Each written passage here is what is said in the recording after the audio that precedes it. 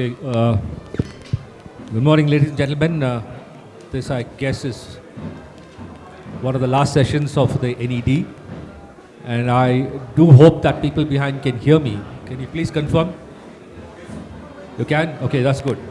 So the NED started last year in 2024, and we had a similar panel on inclusive growth. And what came out of that was the need for a fair distribution of economic benefits to build stronger communities. That was one of the discussions we had last year. And the way forward, we thought that roundtable discussions last year had inclusive employment, inclusive entrepreneurial ecosystems, and bridging the industry-academia gap, and also addressing the multifaceted needs of the communities. So this is a continuation of what we started last year. And so this session is basically on strategies for an equitable progress. So based on what we need to, we have 4 speakers here. We should be looking at economic inclusivity, social equity, digital infrastructure development, environmental sustainability. All these help us in moving the coin forward when it comes to equitable progress. Basically, we need community-centered economic policies. We need also workforce models to ensure there is inclusivity, not just of the people who are not employed now, but also diversity in employment. Things like minimum wages, etc. And we should also look at circular economies. India has been, in its philosophy, very circular in its thinking. So is there a possibility?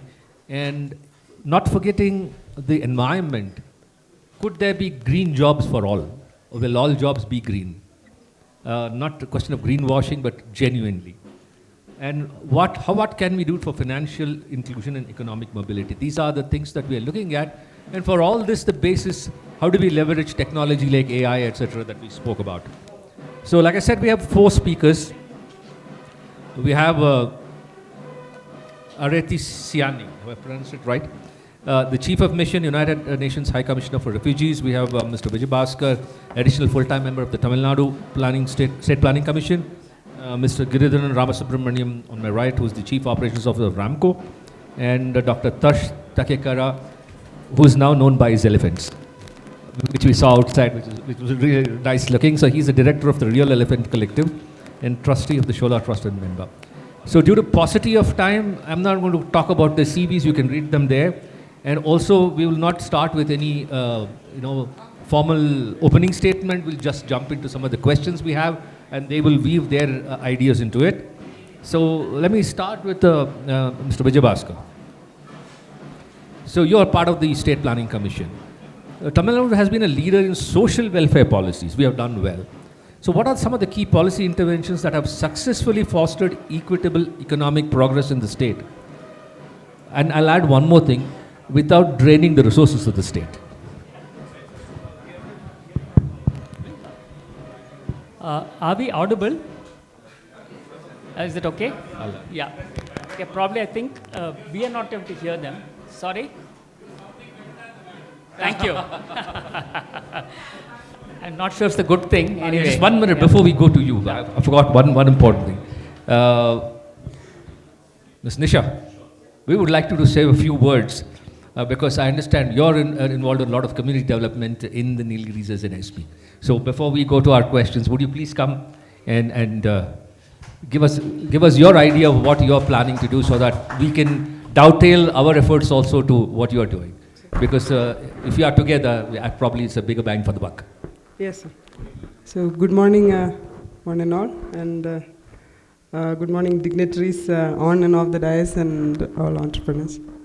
So thank you for this opportunity. So Nandini ma'am invited and wanted me to have a look at this session and of the topics being discussed here. It's a great privilege that I got an opportunity to be part of this session.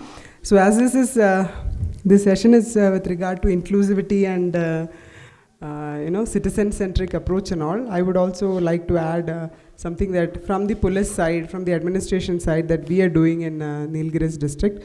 So as you all know, sir, it is not like 50 years before where government departments were on their own and the projects and policies, everything also were like, not so much people friendly.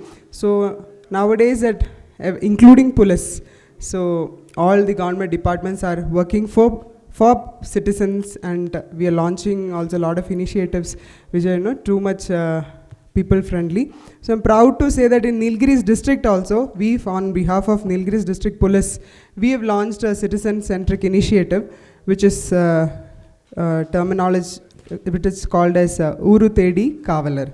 That is, we police, we go in search of villages, and it is a community policing initiative where, because in revenue we know that there is a concept of VAO, where a village administrative officer is assigned to take care of the activities, development activities in a village. But in police it is not the system, and it is a concept of police station wise, where a station will have a jurisdiction to take care of the villages under its control. So now we are trying for a pilot project here, where every police person will be assigned 1 or 2 villages based on how big the jurisdiction of the police station is, and it is duty to go into the village once a week and to interact with them and take their initiatives, feedbacks and all, even though it is not concerned to the police department, even though the problems are with regard to other departments as well, with regard to maybe electricity problem villages have, or highways, road problem, or water connection problem. So we are taking that initiative to go to the villages, take feedback from them, take inputs from them, and then discuss it in our forum and take it to the higher ups, so that I can get an overview of what's happening in the villages and all. So this is one of the very few, but it is one of the citizen-centric approach that we have launched from our side very recently. And it has got an excellent feedback from all the villages, because especially with regard to Nilgiris district, all of you know that it is a very remote, and there are a lot of remote villages, inaccessible places and all there. So it used to be very difficult for them to get access to police station or to senior officers or department government staff and all. So with this approach, they are also coming forward, and we are able to know their problems and grievances and all. We are able to address them. So this is one of the I think citizen-centric approach that we have launched, being the police department being inclusive, and this thing which has got a very good feedback from the local people as well. So this initiative I wanted to share with all of you. And just to add, this district being a lot of women officers are posted here, with the district collector a lady officer and district SP a lady officer. So talking about inclusivity, we can proudly tell that aajkal to in government departments also a lot of women force have come. I am very sure that it will be same with in the business fraternity as well, because 50 years before we could not imagine a woman CEO leading a company with thousands of workforce under them and all. So now that we are in the 2025 with everywhere women leading from the front, in both in business field, in government, and so it is itself is a welcome change, and proud to be in such a district where both the administration from leading collector and SP is a woman, and that way I'm able to inspire a lot of tribal students and government students over here who who already suffer from a lot of dropouts issues, and a lot of interior villages not able to go to school, not sending their children to school, and a lot of POCSO cases get report here, child abuse cases and child marriage issues we have, where girls get married from their family at a very young age and all. So I'm proud that I got an opportunity to work in such a tribal backward district, where I can inspire a lot of young girls to go to school, to take up education and to take leading roles, to be to inspire them to become leaders in their life and all. So once again I'm thankful that I got this opportunity, sir, to be a part of this community and to be a part of the CIA conference. Thank you, sir. Thank you for giving. Thank you. Thank you very much. It's diversity, but also there is empathy, because 2 women are leading. So it's good. Thank you.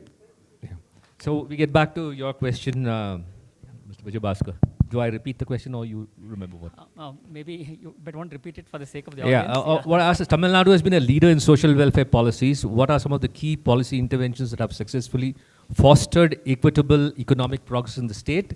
And the caveat for that is without draining the resources of the state. Right. Yeah, so thank you. And thank you, CAI and NED for this invitation again. So, I mean, when one talks, of course, Tamil Nadu is well known for its social welfare policies. But what stands out in terms of its economic growth, of course, it's one among the top 3 fast-growing states in the country. But what is unique about the state is the structure of economic growth. Yeah. So where you have 2 things happening. One, we have been able to take a greater share of people out of agriculture into more productive sectors. I think that is something, this is fairly unique. I think Kerala is the other state. And second, when we have taken people out of agriculture, we have been able to develop both manufacturing and services in relatively equal proportions when you take into when you consider other states. Yeah. So these 2 things kind of marks, I think, is kind of unique as far as Tamil Nadu is concerned. So the question is, how or what enabled this? There are many things. I mean, I think for want of time, I'll just maybe highlight maybe 2 important interventions.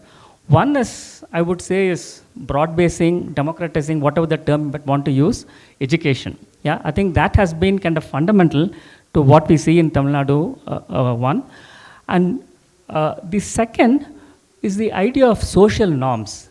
Social norms as institutions, as being increasingly, there's the realization that when you talk about institutions, it is not just economic institutions, but also social institutions, which are very, very key drivers of growth, because that's what determines values, particularly when talks of inclusive growth. Yeah. So the SP just mentioned about the lady collector and the lady SP and so on. I think probably many of you know, but Tamil Nadu alone accounts for 42% of all female workers in Indian manufacturing sector. Yeah, and which is no mean achievement. Yeah, probably the other things also going. Yeah. So how do we? So here is where I think the social norms and social institutions really make a difference. And finally, of course, investments in physical infrastructure. The fact that we've been able to, make more or less all villages, with electricity right from the early 2000s onwards, access to transport, which connects rural areas to urban areas, both roads and public transport. So these are all some of the interventions which I would say really made a difference.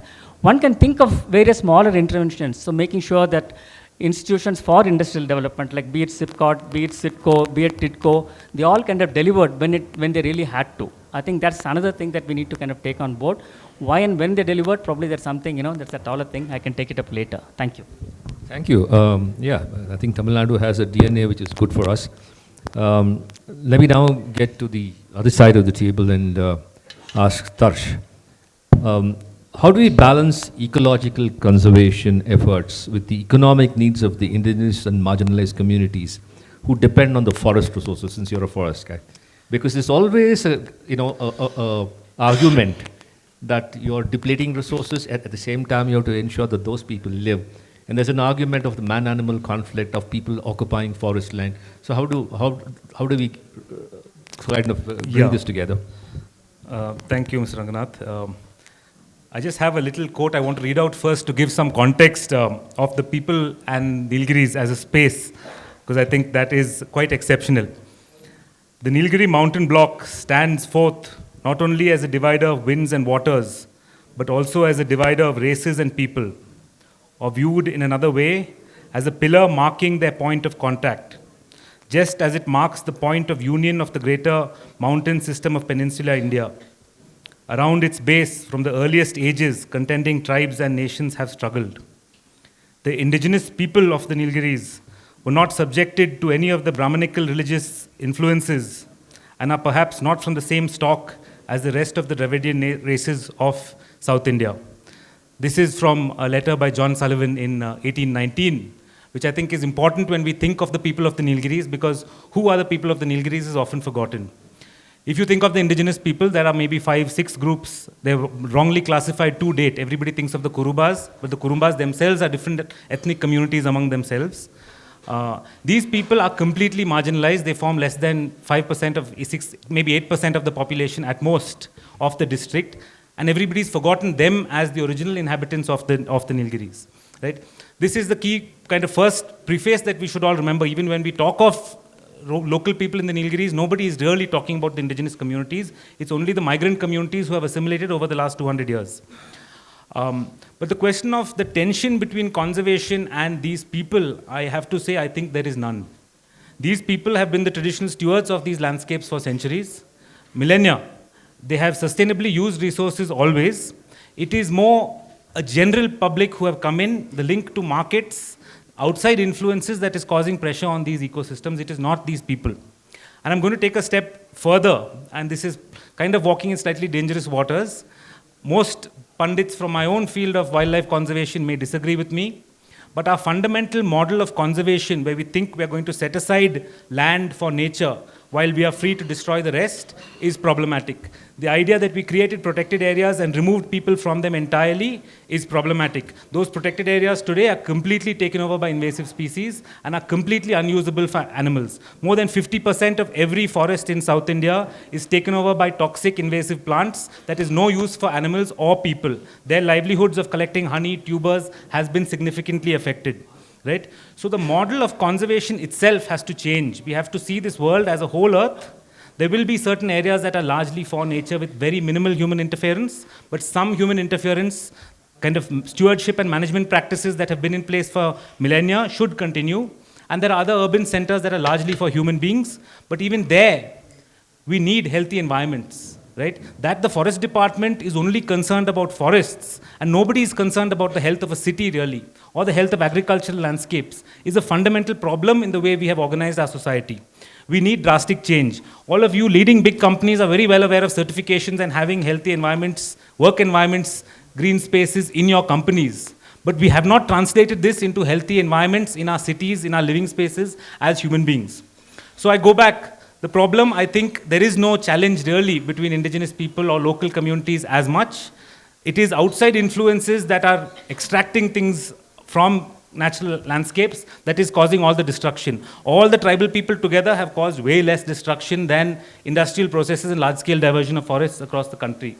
Right? These fundamental things have to be questioned. So I'll almost start by turning that assumption on its head, and then maybe we can talk about things more as we move along. Thank you. Thank you. Okay, the model of conservation has to change. I agree with you. I live in the Nilgiris here, and we have wild animals around, and we have learned to live with each other.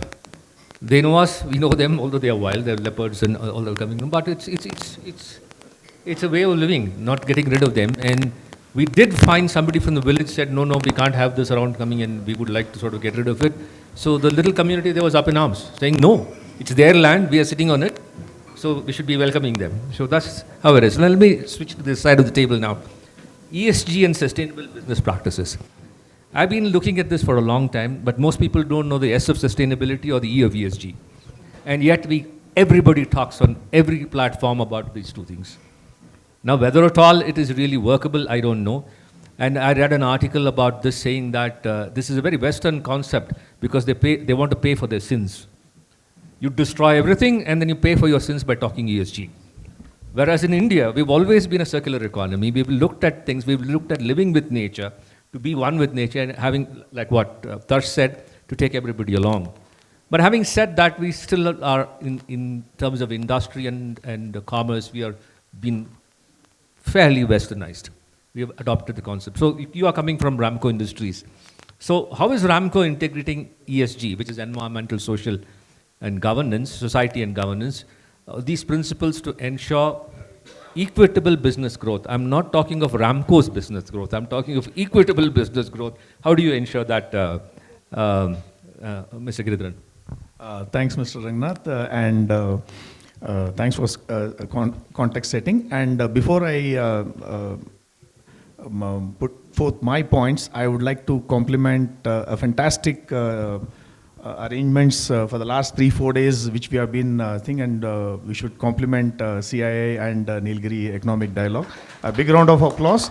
In fact, you all would vouch. I've been attending a lot of seminars, symposiums, conclaves, and all. Invariably, more often than not, we always run behind time. Just before lunch, it's just 1 hour session becomes half an hour, and those who have prepared for 10 minutes talk or 15 minutes talk, they were requested for 5 minutes, and they have put in a lot of effort. But first time in my last 30 years of experience, first time I'm seeing nobody has been pressurized. And even last session also, when the moderator was asking, you have half an hour more, whereas actually we were running behind time. And that shows the professionalism CIA and NED. Thanks to Mr. Shankar and.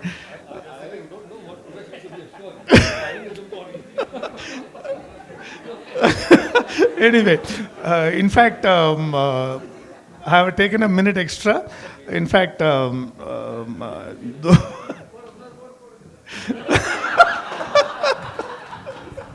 in fact, as we say, whistle podum. In fact, a big whistle for CIA and NED and his team.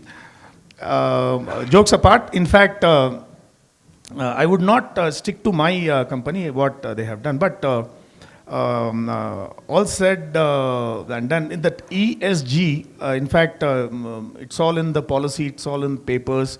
We have been reading it, we have been hearing it in all seminars, symposium, and so. And actually, I was also trying to see who's the one who's actually doing it on ground. And that is the time when I got, sorry to mention, since you mentioned that what Ramco is doing, I'm not going to mention about Ramco or the company which I represent, but it's all in the public domain. And Rajapalayam, I would stick to that township.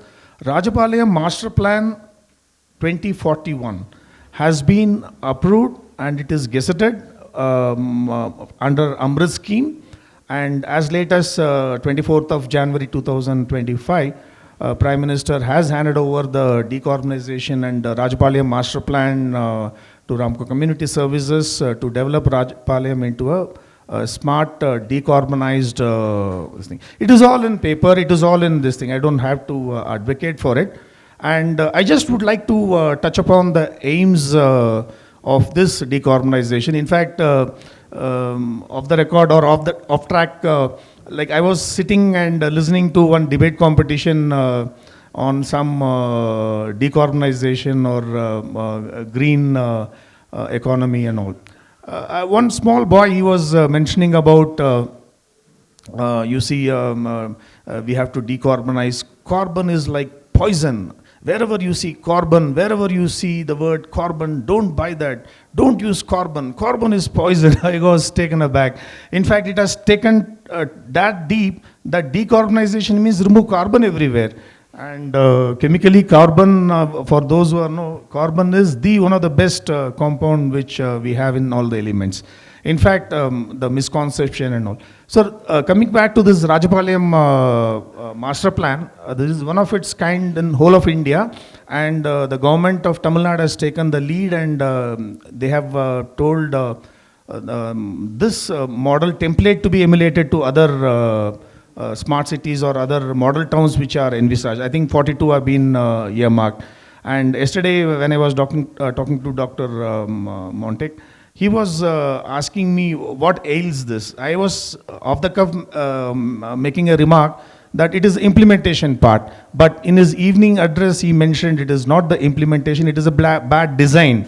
Then I went back to the design. I was thinking whether did we go wrong in any of the design so that we don't make the same mistake of just propagating things and not happening on ground. But when we were carrying out this master plan, each and every stakeholder was taken into consideration. It was a citizen-centric approach.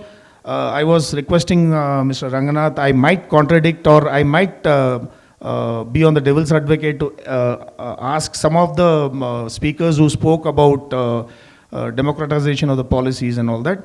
Here it is one template which is available in the public domain where from the grassroots level. We've had talks on next session of Nilgiri Economic Forum should be Nilgiri's Human Forum and all that. All those discussions were there. But this is one document of Rajapalayam Master Plan, sticking on to that ESG part, the environment, protection of environment, how it is going to be done in a systematic way, and it is citizen centric approach up to getting into a policy. Cost effective, each and every component, around 42 revenue villages which are there, which has been factored in. What happens even to the households, it's being mapped. GIS has been the technology. We had a discussion on technology, and technology means digitization, and we had a huge layers of GIS being which is already applied. We have leveraged the technology to make these costing, and we have developed we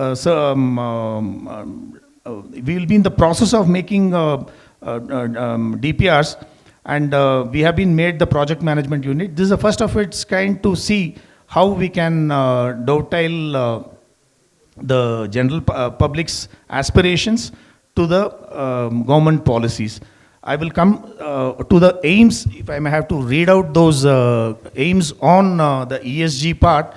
First, to the environmental part, we have this model and showcase town of Rajapalayam will be built on inherent strength. It's not going to be a inorganic influx of things being brought in. It will be local for vocal kind of setup, wherein in the document itself, where of course the pestle analysis has been made, and each and every component of the pestle has been taken care of, wherein the political, economic, social, technology, including environment and legal aspects, has been what could go wrong.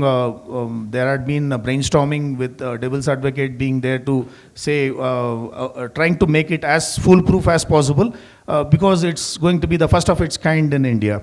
And I will come to the action plan, wherein all the programs which the policymakers are making at Delhi and in Tamil Nadu, it's linked. Each and every program is going to be linked. The ESG programs are going to be linked to the programs which the central government is implementing.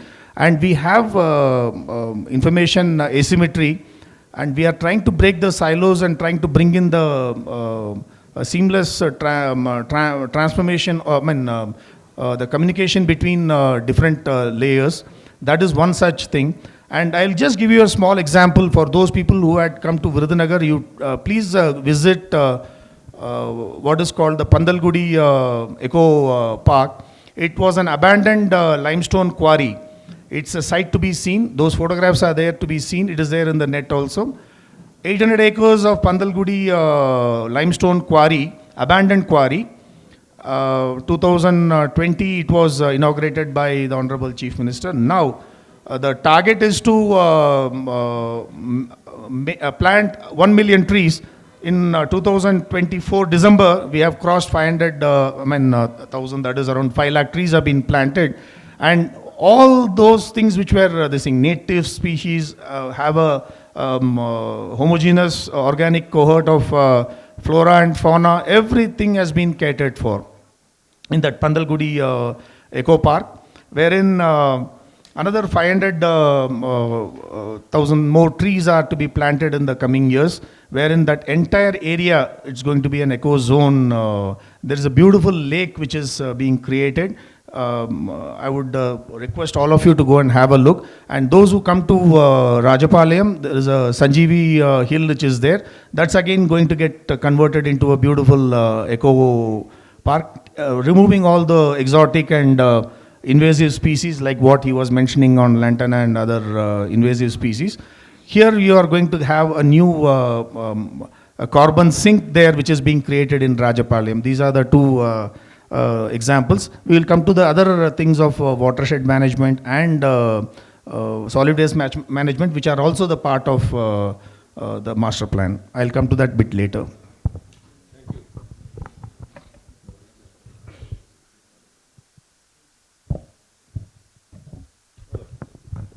Check.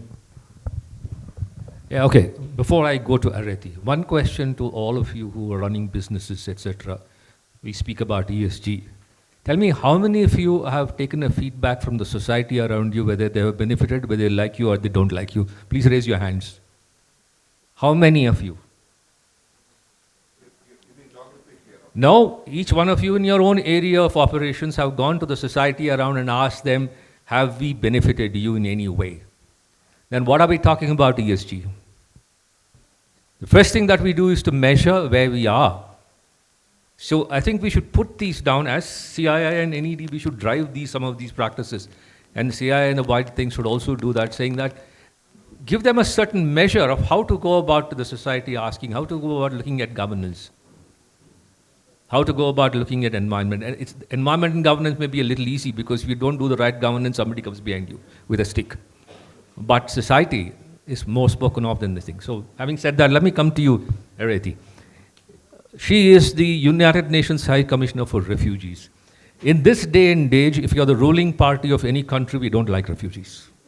If you're in the opposition, we like refugees. So that's a situation that we are facing and nobody wants them. And so under these circumstances, one more thing that I want to say, more than refugees from war, with the new dispensation in the US and the way they're going about, I would expect a lot of climate refugees at some point of time, very soon, because they will not be able to live on their lands. We talk of global warming, okay, it doesn't matter if it's 1.5 or 2, but it may even go above. So we're going to have this problem. So what are the biggest challenges in integrating refugees with local economies? Can we really integrate them in the local economies? Do they become a part? Even today, if you go to Delhi, there are still a refugee camp from Jammu and Kashmir, refugee camp from Pakistan, without any nationality or you can have come to the south in Tamil Nadu, of Sri Lankan refugees. So are there any policies which can address the barriers that we have created, and how do we go about doing this? Thank you very much, and good morning, and it's a great pleasure to be here, and I would like to start by thanking the Confederation of Indian Industry for inviting UNHCR. I should say when the invitation reached me, I was wondering, how do refugees fit into an agenda of an economic dialogue like the Nilgiri's economic dialogue? But looking at the title of this panel, which is Economic Growth for All, one can see how refugees fit in, or how refugees should fit into the agenda of such a dialogue. Let me start a little bit by explaining the work of UNHCR. We were set up in 1950. This is the 75th anniversary of the establishment of the UN High Commissioner for Refugees, and for two purposes, with two objectives, to provide for the protection of refugees and seek solutions. UNHCR is an intergovernmental organization, and we work with governments. Whatever we do is in partnership with governments. UNHCR does not exist unless working with governments. And initially we were set up for 3 years only, in the expectation that the refugee problem would be resolved within 3 years, and then there would be no need for UNHCR. And it is now 75 years, and we are still going ahead. And it looks like issues of displacement are not going away. So, as you mentioned, indeed, when it comes to refugees, it is often a very politically sensitive issue, and it's not a popular issue. It is an issue, however, that cannot be left unaddressed. First of all, because of the scale of the problem. And at the moment, when it comes to displaced populations, there are 124 million displaced people across the world. And there has been an increase, a threefold increase in the last 10 years. So we are talking about a phenomenon which is displacement being a defining phenomenon for the 21st century, and the phenomenon that is not going to go away. Secondly, we cannot ignore refugees because they are in our midst. When we are talking about local communities, we are talking about communities that include refugees. And here in Tamil Nadu, there has been a very honorable tradition of receiving refugees from Sri Lanka. There are about 90,000 refugees from Sri Lanka. And in total, in the whole of India, 240,000 refugees, 70,000 from Tibet, Tibetan refugees that have been received by the government of India, 47,000 registered with UNHCR as asylum seekers or refugees. And then there are also about 50 to 60,000 people who have moved from Myanmar in the last few years because of the conflict in the country, and they are primarily staying in the northeast, in Mizoram and Manipur. So, and of course, the other reason why we need to talk about refugees is because their situation at times can be very vulnerable, but also because they have the potential to contribute substantially in the societies that we live in. And here it was very interesting to be hearing the relevant, the references to the Tata family. And of course, the Tata family and the Tata industries is the presence of the Tata family in India and the presence of Tata industries in India is the result of the extent of welcome that India provided to the Parsis all those centuries ago, with many, and the Tata family being perhaps the more renowned, but many other refugees also having contributed substantially to the economic growth, and to addressing the challenges that any society faces in India, but also in other countries. So then, looking at the issue of what are the challenges when it comes to economic inclusion of refugees. The first major challenge is that in many countries, refugees do not have the right to work. At the moment, of all the displaced populations in the world, about 37 million are refugees. Half of those do not have the right to legally work where they find themselves. And that represents a major challenge because they cannot look for employment the same way as anybody else. And they can only resort to the informal economy in order to be able to meet the needs of their families and survive. So the lack of legal status and the lack of the right to work is one of the key challenges facing refugees when it comes to economic inclusion. Quite often, they are facing barriers in terms of restrictions of movement. They may be confined to certain locations, which could be refugee camps, or in certain geographical areas. So they cannot go out to look for opportunities like the citizens of the country within which they live.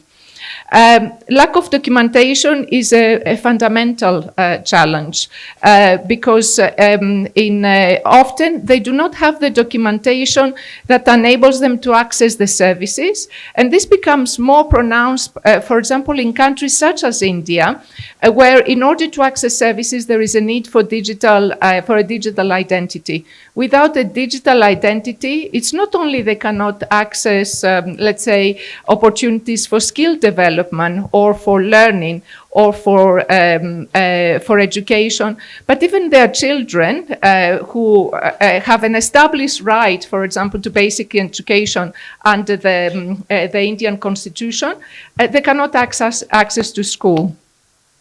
And then there are challenges around not being able or not being eligible to take part in education. There are some very good practices in India. For example, in the case of Sri Lankan refugees, many Sri Lankan refugees have been educated in universities in Tamil Nadu. And in a latest verification exercise conducted by the government of Tamil Nadu, it was about 5,000 graduates from Indian universities. However, other refugees do not have this access, or they might have to pay for government, foreign student fees in order to access education. And then there are a lot of sometimes misperceptions. Sometimes there is discrimination. Sometimes there are misunderstandings, which makes refugees' access to livelihoods very challenging. What is needed in terms of policy changes? In the case of India, I think it's very important to recognize that there are good practices. There are good practices with the Tibetan refugees, with the reception of Tibetan refugees. Lots of good practices in Tamil Nadu around the Sri Lankan refugees. And it would be very important to learn from these good practices and see how they could be replicated across all refugee populations in India. And here is something which, as UNHCR, we have been advocating, is to move perhaps away from an ad hoc approach, which is specific to individual refugee groups, to a more predictable response with the development of a national framework for refugee protection or a law. And this is, for example, I understand that in last July in 2024, there was a private member's bill introduced in Parliament on refugees. And we heard last week with the budget announcement, there would be an Immigration and Foreigners Act, that bill that is going to be tabled to the Parliament by the cabinet. This could provide opportunities to have a predictable response which sets out the rights of refugees and including in terms of employment, skills development, education, and so forth. Just the last point, and I hope there would be an opportunity to elaborate a little bit more.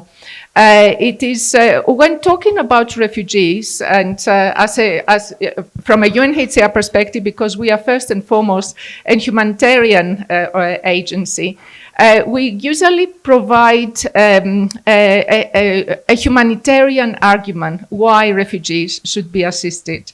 There has been, however, a lot of work which sets out a business case for inclusion of refugees in the local economy. And this is something which I hope there would be the opportunity to discuss further, because it's not only from a humanitarian tradition perspective, which is a rich tradition here in India, that one needs to see how to include refugees in the local economy and in any programs aimed at economic growth and sustainability. It is also a good business case why enabling refugees to participate in the labor market and contribute to economic growth of the country is something that is worth considering further and finding the way to put in place. Thank you. Thank you. Tulsi, I'm doing a time check. Are we going to have these round tables after this? Good. So if we keep 1 hour for the round table, we should finish in another 15 minutes. So just to check. So I thought probably one more round we can have of 3 or 4 minutes for the answer, and then we'll have enough time so that we don't hold them back from lunch.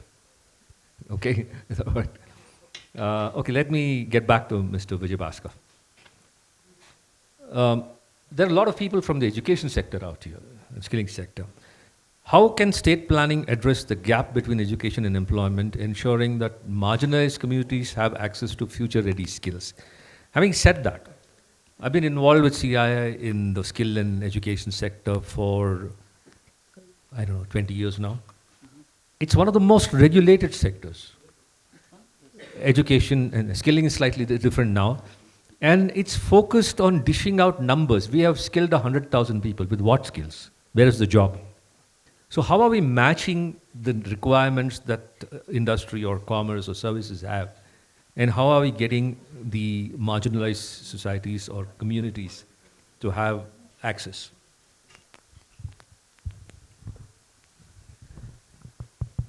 Maybe I'll just do this skilling thing first. Actually, if you look at the literature on what does short-term skilling does to prospects of employment, the answer is actually zero. Short-term skilling, if you look at the literature on what short-term skilling does to increasing the employment prospects of youth, it actually is zero. In the global south, it's kind of incrementally positive. Yeah, it's very, very marginal.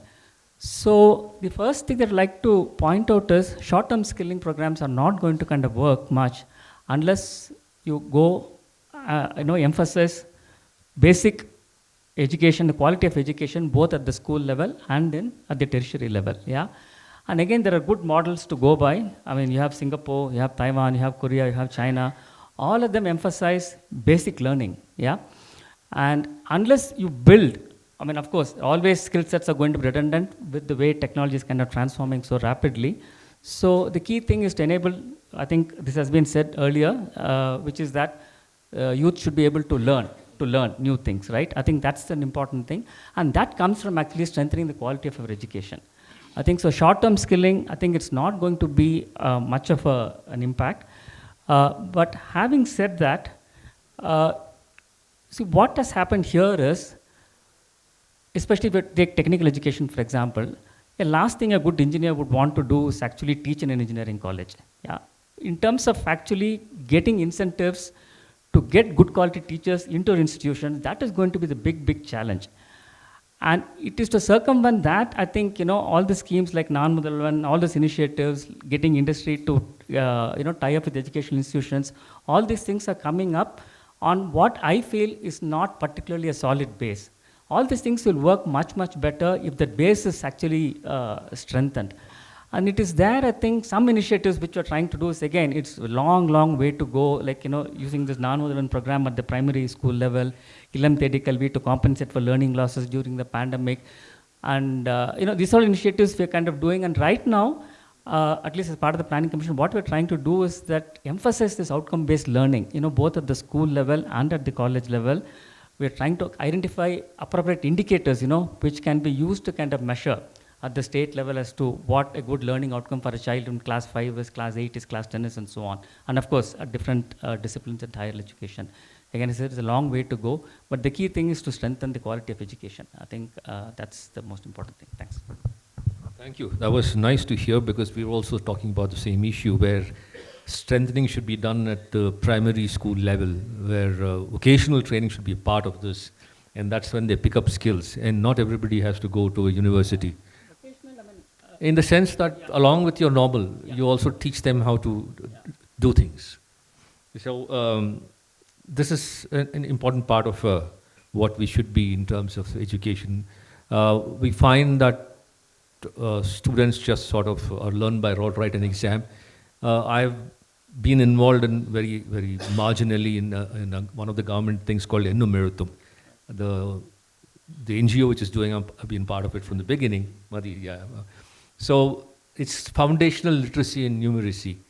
And I'm glad that Tamil Nadu government has woken up instead of denying such a thing existed, which was happening in the past, that a 5th standard kid cannot read 3rd standard books.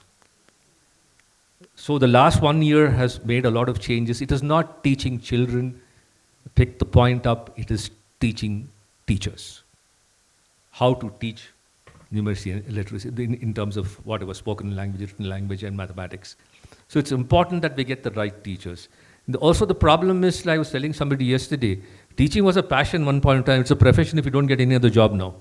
So teachers should come, people who have really worked should be made teachers. I'm talking of engineering colleges, etc., where you get invite, at least the autonomous institutions have started doing that. We've learned a lot from the Tatas. I was in XLRI Jamshedpur for 2 years before the 80s, and most of my teachers were practicing, managers and the thing of the Tatas. And they had real life things that we discussed, not Harvard business cases. Gopal. So we had real life cases of mostly of the Tata Steel, the Tata Yodogawa, many of those. So that made a huge difference for us. So now let me get back to Giridharan Subramaniam and ask him, collaboration with the government and communities. How can businesses, state planning bodies work together to create policies that support equitable economic progress? I'm qualifying this. When Arun Maira was there, people put on a committee of the Planning Commission for reforms in land and water. I had 25 bureaucrats and 4 private people, and I realized there that not a single bureaucrat can agree with the other bureaucrat. And where is the question of a private equity trying to get things done? And anytime we said something, no, you have a personal axe to grind. I said, we have no personal axe to grind, it's land and water. We don't benefit from it. So now you are actually implementing something with the government. How do you think we can do it better? And what would you tell the private sector and the government if we do this?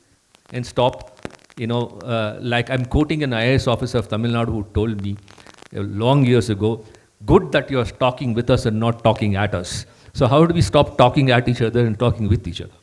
Okay, thanks. In fact, I would sidestep, since the discussion was on endumeritum and this thing, I would like to take a minute on that, the point made by Mr. Vijay Bhaskar. Fantastic work has been done by Tamil Nadu. I would bow before the planning team, in fact, which you are there, sir. The effect of that is reverberating in Bihar. In fact, in a superficial way, I would say, call it, I was involved with the non-Mudalvan. I was heading this non-Mudalvan Tamil Nadu Apex Skilling for Logistics. And somehow this information had reached Bihar. One day I got a call from government of Bihar, one IAS officer called. I thought it is a prank call. Then again my staff told, sir, he called up from some other number, and again we verified this is a number. So when I spoke to him, he said, I would like you to come to Bihar and advise us on how do we run this Bihar skill development mission. I said, how do you got my number, and why should I be the one to come and advise? I am nobody, I am a small speck in the crowd. But he said, no, nevertheless you have to come down.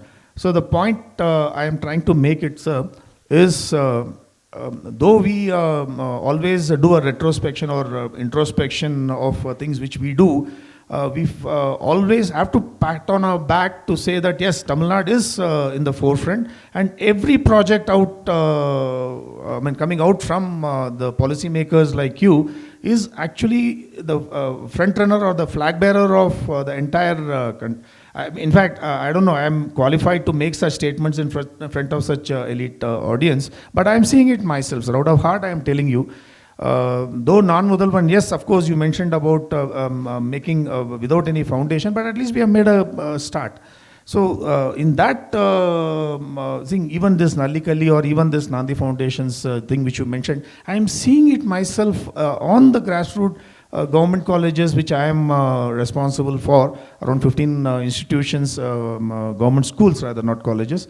I am seeing this being, the letter of spirit, it is being implemented there to that level in any government tier 3 towns.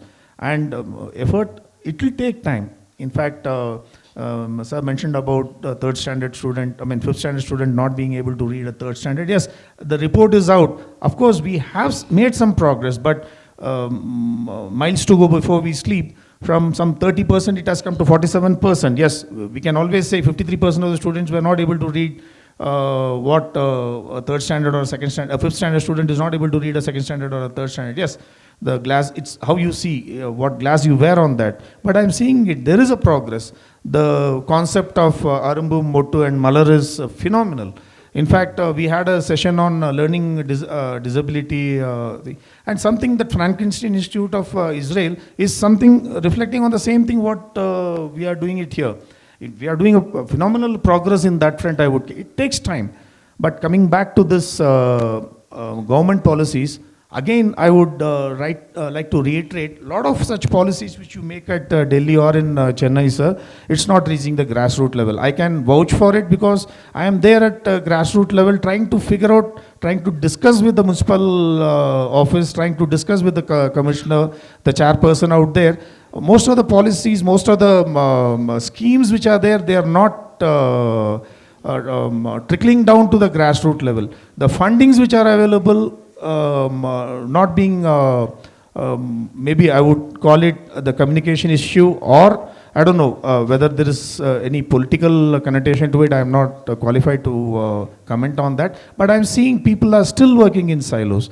Like yesterday we had a roundtable discussion where some Mr. Balakrishnan, UN DP, was mentioning that out of 10, only 3 such schemes, somebody was able to spell out that schemes are there, where he's supposed to know all the 10 schemes. He's able to recollect or implement only 3 schemes. What happened to those policymakers who had burnt their midnight oil to draft those policies? And when it comes to grassroots level implementation, again, what I would like to quote is it a bad design of the policy? Who's to be blamed? Is it that the municipal commissioner, or even I would call the panchayat, or even the councillor level I am talking about? Not aware. So coming back to his question, I just did a work on what kind of government policies which are there for running to implement a model pilot project, making it a dream come true of a master plan being envisaged. Um, the coming back to this ESG, the Surya Muft Bijli Yojana, people not aware. Kusum scheme, solar pumps which are there, people are not aware. Ujala scheme, that's street lights, solar, grassroots level people are not aware. National efficiency cooking scheme, electric cooker tops, schemes are there, but people are not aware. Lot of subsidies are there for residential thing to make solar rooftops, ground rooftops.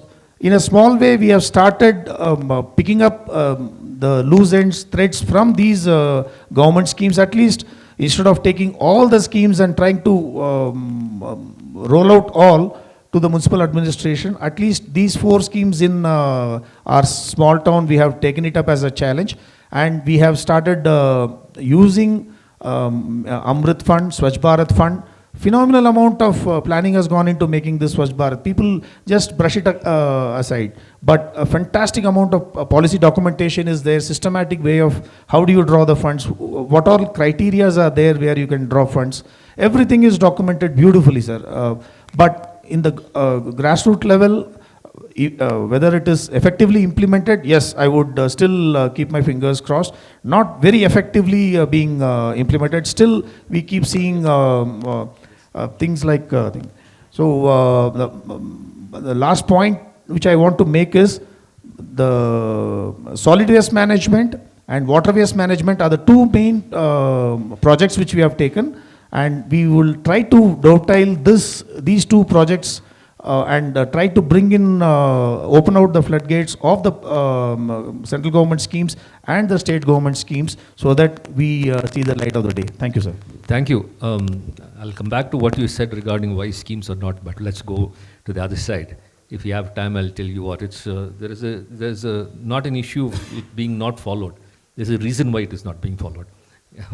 Okay, now let me get to Darsh. Now, what we have here is, what are some critical steps that Tamil Nadu or India for that matter should take to ensure climate action policies, a lot of discussion about climate, are equitable, holistic in their approach, and do not disproportionately impact any community or a set of businesses? There's always... Can I just add one quick thing to what you said? Yeah.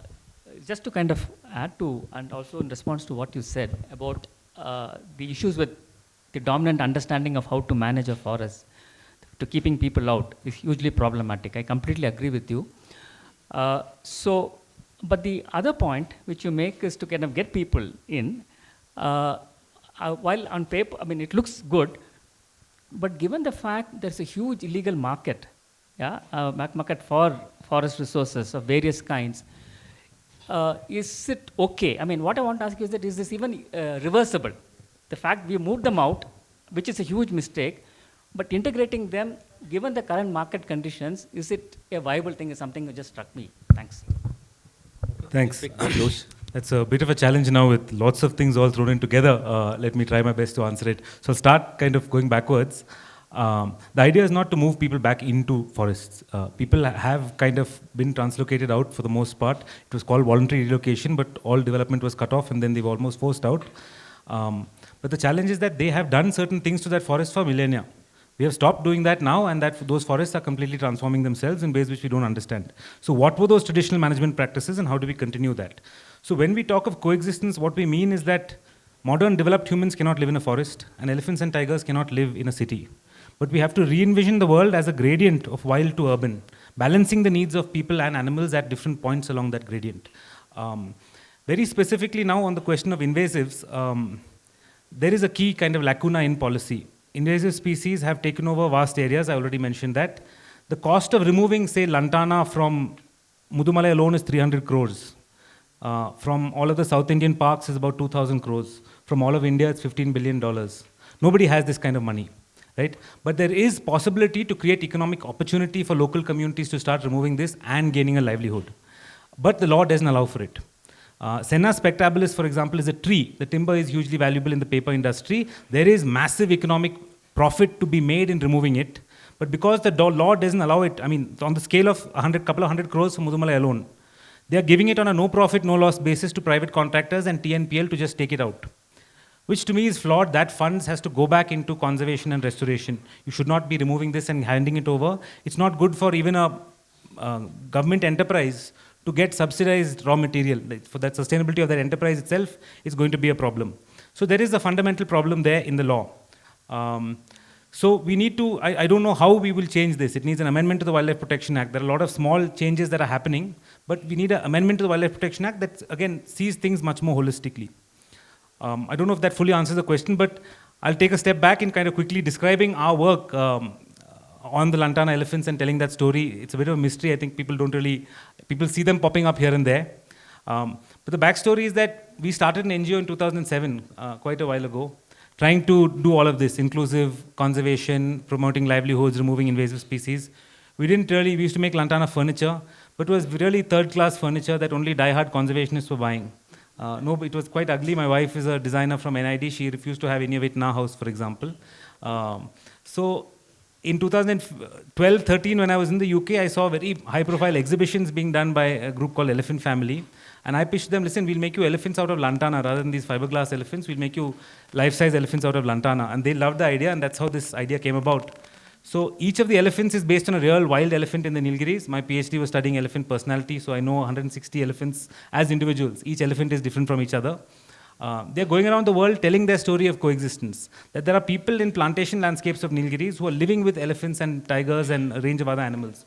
Surely you can live with beavers or badgers or some other insignificant non-dangerous animal. The wolves are a big deal all over Europe. There are wolves in India, but nobody even talks about wolves because we have to deal with elephants, tigers, bears, lions, leopards, rhinos, and then we think about wolves. So wolves don't actually feature on the agenda. So it's trying to reverse this idea of conservation and kind of decolonize this space a little bit. That is the public message of the elephants. But they remove an invasive species from the forest. They provide livelihood for about 250, 300 people now and spread across different areas, a very decentralized model because indigenous people will never adapt to a kind of factory setting. A lot of the learnings of why furniture failed, we kind of put into this to make sure that it was much more autonomous in the way they worked so that it would succeed. So it's about 25 different entrepreneur groups spread across these areas. The elephants are finally auctioned for a huge amount of money. They go for between $8,000 and $25,000. And that has created a fund of about $4 million that is given out to conservation projects in India. That's why when people ask how much are we selling, we're not easily selling because there is this kind of global model we attach to. And they remove lantana from the forest, but they don't remove huge amounts. But most of our work now actually is trying to build on this. How do we convert this $15 billion problem into an opportunity for indigenous people in pulverizing the lantana and using it as a fuel source, even biochar. We're trying to actually skip the fuel and go directly to start making biochar, to bury it into the soil. The carbon credits will kind of pay more than the value of the biomass itself, and create another couple of thousand jobs across these landscapes. This is from MM Hills, BR Hills, Bandipur, Satyamangalam, Mudumalai, Wayanad. That's the kind of landscape we work in. Thanks. Went off a little bit on a tangent, but I hope that's okay. We lack the time, so we'll sort of quickly wrap up. So, let me come back to you. Private sector and refugee support. Yes, you spoke about certain policies and law has to be there. But having said, if we consider that it is there, how can businesses and industries play a larger role in providing economic opportunities for displaced populations? I have to tell you a story about Tamil Nadu again. 50, 60 years ago, they came up with a repatriates cooperative bank where if we employ refugees from Sri Lanka who were sent out, the tea workers, this bank would actually give you advances to the company as working capital, which was a very nice. Repco Bank still exists, but I don't think the refugees exist anymore. So the question of how can we as a private industry be of help? Thank you very much. As I said, there is a good business case to be made to recruit refugees, to train refugees, and also to support refugees in terms of entrepreneurship development. Of course, companies in many parts of the world, including in India, they have been hiring refugees, they have been providing with training, skills development, apprenticeships, different types of opportunities in order that refugees can be integrated in the local community. And I think this needs to be, to continue.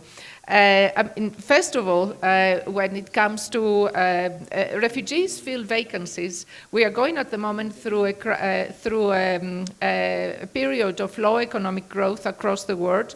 But when there is an economic upturn, it is often refugees who can fill certain vacancies, as well as of course, migrant labor force. So it is so they can fill in vacancies. They can bring in expertise and they can provide for outreach to markets that might not be available. And so one could ask, how is that possible in a country such as India, which has, as it was mentioned throughout the discussions yesterday, has one of the young, I think has the youth dividend, a very young population, and also a very diverse population. However, refugees can bring skills that might not be available. Yesterday, I was listening to the discussions about the role of Tamil Nadu as a destination for medical tourists. A lot of medical tourists, as far as I understand, come to India from the Middle East and from the Gulf states. What is needed is language skills in terms of Arabic. And this is where, for example, refugees could be contributing, where there is a gap in the market. Refugees from Yemen, from Sudan, from some other of the Middle Eastern countries, where they can bring in the cultural the cultural sensitivity that is specific to the customers from the Gulf or the Middle East, as well as language skills. Also, quite often, and there is a lot of research that has been done by the World Bank on this, around the creation of links with new markets. This is difficult to see, for example, in the context of return of refugees, because in the last few years, returns of refugees to their countries of origin have been very few, because the conditions for return are not there. However, things change, and we have seen this in the last few weeks, for example, with the situation that changes in Syria, with a number of refugees now returning back to Syria, and a lot of employment opportunities soon being available in the context of reconstruction of the country. So refugees can provide the links with new markets, and if they are supported and they are included, then it is the dialogue can be easier done. There is evidence from the World Bank again to suggest that there is refugees can be compared to the average workforce. Quite often, they can be more loyal when they work, and this is because of the sense of gratitude that they would be extending to employer. And this is something to be considered when looking, for example, at quick turnover in some companies, as well as the maintaining the workforce. And again, when it comes to employment and why the private sector can play a very important role, is because fundamentally when refugees work, they work in the formal economy, they provide taxes, they pay for their taxes, they contribute to the development of the companies within which they work. And yesterday we heard a lot about the link between diversity and innovation, and also they can you can see that employment can reduce dependency on humanitarian assistance, and this is the case, for example, in some countries where humanitarian assistance is provided because there is no access to employment. So jobs, recruiting refugees, providing them with employment opportunities, but also with training opportunities, private companies providing with funding, for example, to support refugee-led initiatives or refugee-led enterprises, but also the role of the private sector in addressing misconceptions about the refugees can be very important in ensuring that there is the potential that is available to contribute to the community can be fully materialized, can be fully realized through economic inclusion. Thank you. Thank you. I think we're running out of time. I don't know. Maybe we'll take 2 questions. That's it. Yeah. Just 2 questions, one and one more, and then the rest of the questions you can have around the round table, because otherwise. Just in conclusion, right? I mean, each and every session that we had, we came to the conclusion that it should be a people's movement, and people should contribute. It should be inclusive. Now, who's going to really drive this movement, or who's going to really trigger this movement? We've been talking, it sounds very good, but how are we going to really implement? Who do you want to answer? Me? Yeah, he's volunteering. Then I'll answer. Go ahead. I mean, I'm answering this, or at least sharing my perspectives, slightly from an outsider perspective again, because though this is a kind of, the Real Elephant Collective is a business, it's largely a social enterprise. But the way I see it, I think something that Mr. Montek Aluwalia mentioned yesterday, Rohini Nilekani's idea of Samaj Sarkar Bazaar is a really good way, I feel, to understand how we progress together. Business cannot thrive unless civil society is doing well, and the government has to also play a key role in this. How do these 3 pillars come together? Now, my immediate takeaway looking at this group is that you all hold a huge amount of power, much more than civil society. If an NGOs had to organize such a meeting in Ooty, they would never get the collector to sit for half an hour. She'll come, show her face and go at most. Definitely not the SP, never grace the occasion run by some NGOs, right? And I personally have been working in the NGO research field for a long time, and now I work with the Tatas a little bit more in advisory capacity because they want to get all their companies behind elephants. And I see the way somebody from Tata calls the Chief Allied Warden and they kind of immediately respond and give them so much time in a way no civil society group or no local group can ever access government. So I feel that CII has a key role in kind of bringing together these institutions more. And again, congratulations, Shankar, on this group itself. There is good representation from outside of industry alone. But that, going back to your point, reach out to groups around you maybe and see what is happening even in that local area and how can you bring these groups together.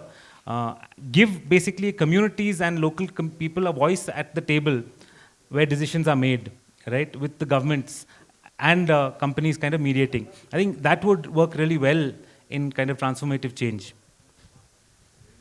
You okay with that? Well, it starts with you. Yeah, you start doing things around you, and that becomes a point of excellence, and you start connecting the dots. And at the same time, come top down from what he spoke about, using CII, using FICCI, using any other what you call person or organization of influence where the government sits up and wakes up. Use them, and it comes from both sides. And it's a long-term effort. Huh? You don't see things overnight. You want to change culture, it takes a few hundred years. Can I have a quick response? Yeah. Yeah, I think the key thing is when be it the state or the market, social accountability. I think that is the key, and that comes primarily from civil society, social mobilization, the realm of politics essentially, yeah? And of course, you need to have a shared vision of where we all want to go. And that again, I think it's not just CAI, not just about individual actors, but it's a larger social thing. And that again has to be taken outside these closed doors. I think that's the most important thing. One more last question before there's something. Yeah, please.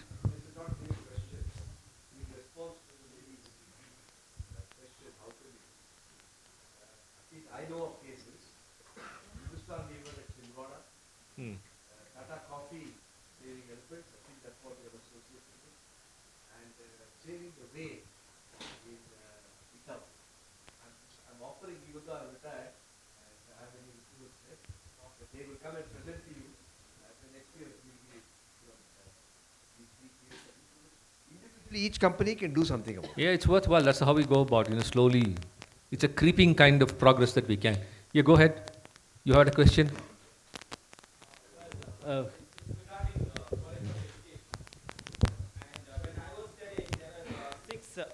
When I was studying, there were 6 IIMs and I think 6 IITs. in 2010 and a few NITs. Now there are 21 IIMs and 23 IITs and probably over 30 NITs. And but the schools like Lawrence or any other schools, so that's not changed. The public schools have been remained the same, but the higher education has elevated and established. Why so? Will this, the more the IIMs or IITs will affect the economy in any way, or the schools? What matters? This is a question we've been discussing for many, many years. Somehow we have a lopsided focus on higher education when the foundation is weak.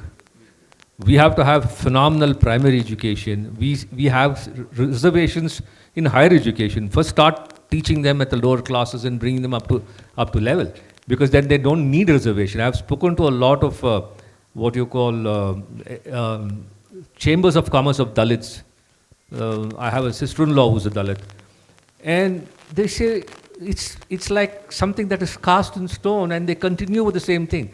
They say, who says we want reservations? We want an equitable kind of approach to us. And that's what we are not doing. We are not preparing them at the primary, secondary level, and then we are trying to say, okay, we will reserve something for you. But that's a lopsided policy which the government has to pick it up, and all of us have to speak about it. And yesterday we spoke about critical thinking and applied knowledge. Does any school, in the normal schools, there are good schools which do this, teach our children that? This is the situation. So now we have voiced this, we have to go on voicing it. Some of us have been voicing it for years. Some changes have taken place.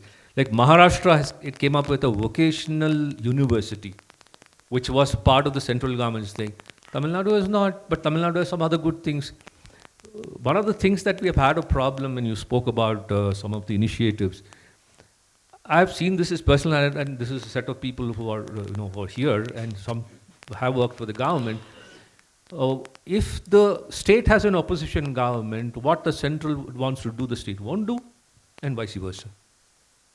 Then in terms of solar, we had a policy, but discussing with people at the lower levels in Tamil, do you understand Tamil? Sir, எல்லாத்தையும் solar பண்ணிட்டாங்கன்னா காசு கொடுக்கணும் தான் solar போடுறாங்க, அப்புறம் எங்களுக்கு காசே வராது, எப்படி நாங்கள் ஃப்ரீயாக கொடுக்குறது பவர் மற்றவங்களுக்கு? So we have to give free power to a lot of people.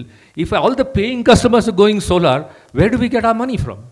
How has that been organized? So that's why it's not getting popular, because who's operating? Now the government says, okay, the Kusum scheme, etc., we will give it to you free, and you do something, you sort of, the farmers can. Okay, changes are happening. But otherwise, we need to look at things holistically. We can't do, say. Do you have any announcements of what are the groups, etc., please? Thank you. Thanks a lot for listening. Thanks a lot for hanging on. I also have to thank Srivats and Mr. Suresh Prabhu, because that thing, because he didn't come, it got cancelled, so we had a little more time, even though we have taken a little extra time. But pleasure having all of you. Thanks to all of you. You have given, this is, like they say, we can't boil the ocean here, but this is bits and pieces towards moving forward. And hopefully we will have this steady progress. Thank you.